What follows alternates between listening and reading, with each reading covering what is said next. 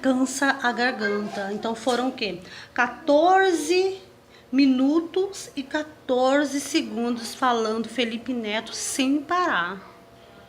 Pessoal, então, quantas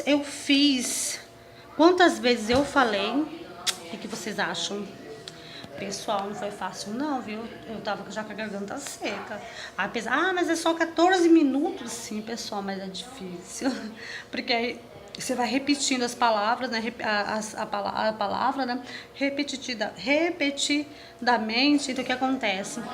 Fica, sabe, sua língua começa a enrolar, pessoal, né? Então, meu desafio de hoje foi esse. E eu vou falar pra vocês agora quantas vezes eu falei Felipe Neto, pessoal. Foi exatamente em 14 minutos e 14 segundos eu consegui falar Felipe Neto 681 vezes.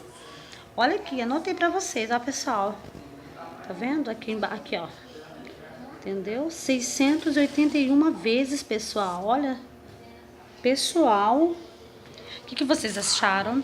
Se vocês têm algum desafio para mim fazer, eu e a Duda, deixa aqui nos comentários que a gente vai ler e vai fazer para vocês, tá bom?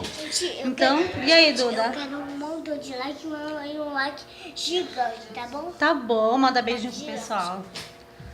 Oh, beijo da Duda, da Godinha, fofinha, linda. Godinha bonita, maravilhosa. Lindinha. Tá. Então, pessoal, deixa o seu like, Vocês se são inscreva no ótimos. nosso canal. Espero que vocês tenham gostado do vídeo. Tchau. Tá bem.